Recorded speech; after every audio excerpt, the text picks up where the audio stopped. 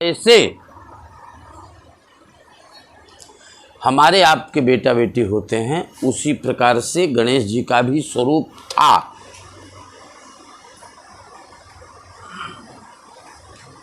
ये मुंबई में गणेश चतुर्थी जो मनाया जाता है, मिट्टी का पुतला बना करके, वही गणेश चतुर्थी की व्यवस्था यहाँ पर प्रारंभ हुई। समझ रहे हैं? अब रही बात ये, गणेश जी को जब मिट्टी का पुतला बनाई, उसमें प्राण फूके, और प्राण फूकने के बाद गणेश जी जब सक्रिय हो गए तो माता से पूछे कि माँ आप आदेश करो, मुझे क्या करना है। गणेश जी को ये बताया कि आप दरवाजे पर बैठो, कोई भी व्यक्ति अंदर प्रवेश न करने पाए। इसके पहले थोड़ा हम चलते हैं।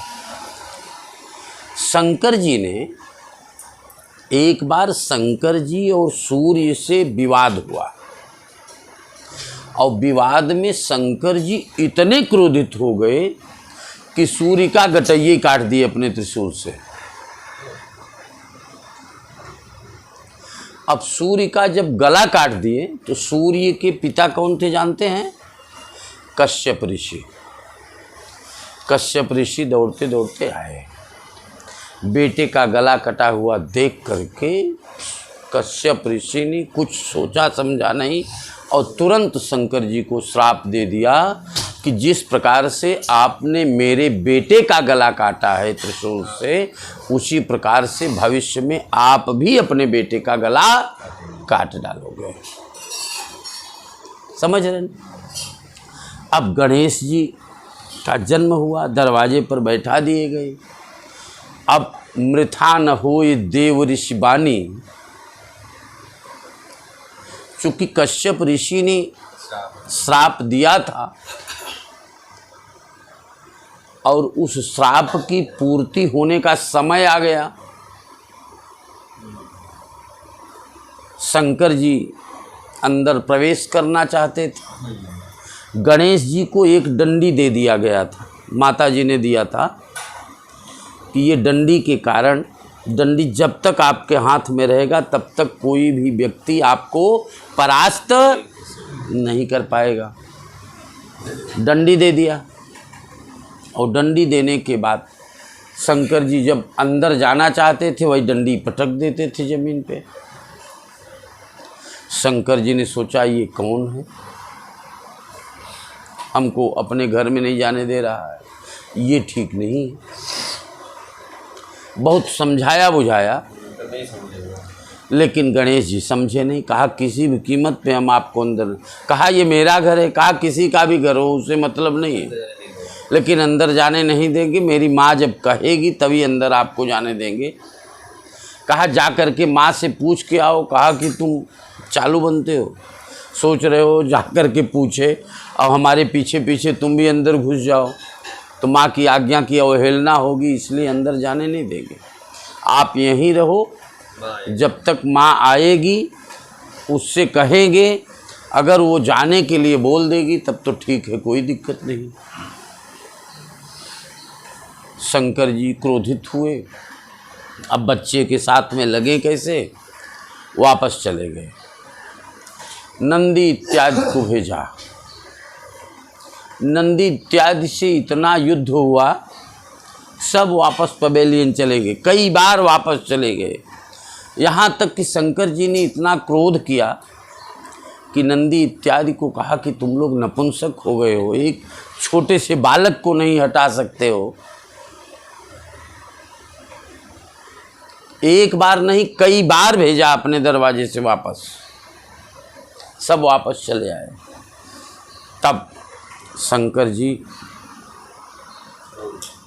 क्रोधित हुए और तुरंत ब्रह्मा विष्णु को बुलाए, और ब्रह्मा विष्णु ये सब तो जानते ही थे कि अब वो समय कश्यप ऋषि के श्राप की पूर्ति का समय पूर्ण होने के लिए आ गया। वापस सब लोग आपस में विचार किए। ब्रह्मा ने सांत्वना दिया कि हम चल करके समझौता करते हैं। तीनों देवता पहुंच गए, बराबर समझाए, लेकिन कश्यप ऋषि माने वो गणेश जी माने नहीं। और ये गणेश जी ऐसे हैं ना, देवताओं में हनुमान जी और गणेश जी ऐसे हैं कि चारों युग परताप तुम्हारा, है प्रसिद्ध जगत उजियारा। ये गणेश जी का अनेक रूप है। इन्हें ब्रह्मा के रूप में भी हम आप देख सकते हैं, इन्हें विष्णु के रूप में भी हम आप देख सकते हैं, इन्हें शिव के रूप में भी हम आप देख सकते। ब्रह्मा विष्णु इत्यादि सब समझाना चाहे, लेकिन गणेश जी ने कहा नहीं, अंदर जाने नहीं देंगे। आप लोग युद्ध करो, अगर जीत जाओगे तब आप अंदर जा सकते हो मुझे मार करके, लेकिन अंदर नहीं जाने देंगे। तीनों देवताओं ने एकजुट होकर के युद्ध करना चालू कर दिए, युद्ध करना चालू। यहाँ तक कि विष्णु भगवान की हवा खराब हो गई गणेश जी के पराक्रम से। विष्णु भगवान ने ब्रह्मा और शंकर से कहा कि नियम से इस बालक का कोई बाल बांका नहीं कर पाएगा, चाहे ब्रह्मा हो, चाहे विष्णु हो, चाहे शंकर हो। इसके साथ बिना कुछ छल किए हम लोग कुछ नहीं कर पाएंगे। तो ब्रह्मा ने कहा छलिया तो आप है ही हैं, लगाइए कोई जुगाड़। और जब इन लोगों से युद्ध हो रहा था तो गणेश जी युद्ध की नीति शास्त्र पर बहुत अच्छी जानकारी रखते थे और नियम के विपरीत कोई काम नहीं करते थे। अगर कोई शस्त्र से विहीन युद्ध करने वाला है तो उस पर कभी आघात नहीं करते थे। तो एक बार विष्णु भगवान युद्ध में ही, युद्ध स्थल में ही बेहोशी का नाटक करने लगे। तो गणेश जी ने अपनी डंडी रख करके, अपनी डंडी ऐसे रख करके, कांख के नीचे डंडी रख करके उनको उठाना चाहा, बैठाना चाहा। उठ बैठ गए, कोई दिक्कत नहीं, लेकिन चूंकि डंडी उनके हाथ में लगी थी, इस नाते शंकर जी को मारने के लिए प्रेरित किया, लेकिन शंकर जी का त्रिशूल प्रभावी नहीं हुआ। फिर नाटक किया। कौन? गणेश, विष्णु भगवान ने फिर नाटक किया। और उस समय गणेश जी ने अपनी डंडी को ऐसे जमीन पर रख दिया और उठाने लगे।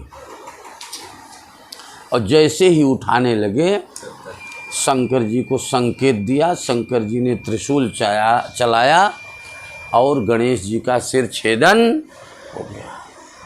जैसे ही गणेश जी का सिर छेदन हुआ तो वह गणेश का सिर जहाँ माँ स्नान करती थी पार्वती, उस आंगन में गई, बहुत क्रोधित हुई। अब ये गणेश जी के सिर छेदन के कई आधार मिलते हैं।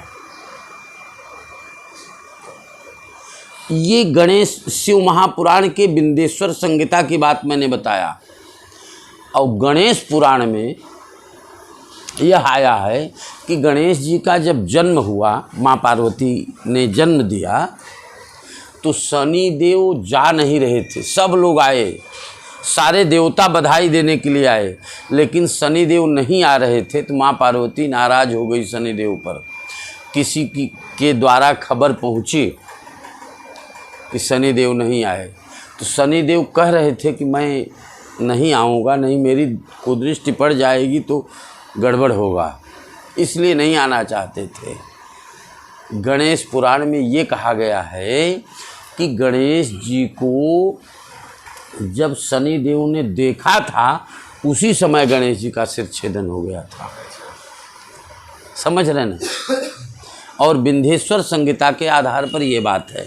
अब अपने मूल बात पे हम आते हैं, गणेश जी के सहस्रार्चन क्यों करते हैं, या किसी भी देवताओं की सहस्रार्चन क्यों करते हैं। अब आज की व्यवस्था गणेश जी के सहस्रार्चन की बात होती है। सहस्र माने 1000। गणेश जी के 1000 नामों से हम आप उनकी पूजा करेंगे। शास्त्रों में प्रमाण आया है, यो दुर्वांकुरैर यजति स यशोवान भवति। गणेश जी को दूर्वा क्यों प्रिय है ये जानते होंगे आप लोग? नहीं जानते हो? एक राक्षस था जिसका नाम था अनलासुर। क्या नाम था? अनलासुर। और वो अनलासुर को ऐसा वरदान विष्णु भगवान ओ ब्रह्मा ने दिया था कि किसी भी शस्त्र से तुम्हारी हत्या नहीं हो सकती, कोई जल के द्वारा भी तुम्हारा कोई दिक्कत नहीं पैदा, माने किसी भी प्रकार से तुम्हारी। तो वो अनलासुर को और गणेश जी को एक वरदान मिला था कि किसी राक्षस को आप निगल जाओगे। समझ रहे ना? किसी राक्षस को आप निगल जाओगे। वो राक्षस का समापन करने के लिए शस्त्र की आवश्यकता नहीं होगी और निगल जाओगे। उसको निगलने के बाद में आपके सारे शरीर से आग की लौ निकलने लगेगी। वो अनलासुर ऐसा था कि उसके शरीर से आग निकलता था हर समय, इसलिए कोई भी पराक्रमी योद्धा उस पर उसका कुछ बिगाड़ नहीं पाते थे। तो शंकर जी ने कहा कि गणेश अब वक्त आ गया है तुम्हारा, तुम जा करके अनलासुर का समापन। अनलासुर को शस्त्र आदि से मारना चाहा लेकिन कुछ बिगड़ा नहीं। अब जब कुछ बिगड़ा नहीं अनलासुर का, तब गणेश जी क्रोधित होकर के अनलासुर को निगल गए। अब अनलासुर जैसे ही गणेश के उदर में गया, गणेश जी के शरीर से आग तपने लगी। उस आग के दुष्प्रभाव से सारे देवता भयभीत हो गए, सारा संसार भयभीत हो गया। तो अनेकानेक उपाय करने लगे। उसी में सप्तर्षियों ने वनौषधि के रूप में दूब घास देना प्रारंभ कर दिया और ये दूब घास खाने लगे गणेश जी। तब इन्हें कुछ शांति मिली। इनके शरीर से जो आग की तेज थी वो आग की तेज समाप्त हो गई। इसीलिए गणेश को दूर्वा बहुत प्रिय है। यो मोदक सहस्रेण स यशोवान भवति। 1000 मोदक से भी इनकी पूजा की जाती है। 1000 माने कि जितने भी वस्तु हैं उनका 1000 पूजा किया जाता है। अब आप गणेश जी का ध्यान करेंगे। त्रिवेणी माधवम सोमम भारद्वाजम च वासुकी वंदे अक्षय बटम शेषम प्रयागम तीर्थनायक विनायकम गुरुम भानुम ब्रह्म विष्णु महेश्वरान सरस्वती प्रणम्यादौ सर्वकार्यार्थ सिद्धये। आप दूर्वा चढ़ा दीजिए, आप वो चढ़ा दीजिए 1-2 करके। अब इसके बाद में नमः शब्द कहते हुए, हाँ कैसे भी चढ़ाओ, थाली भी चढ़ाओ, ऐसे भी ले करके कैसे चढ़ाइए, कोई दिक्कत नहीं।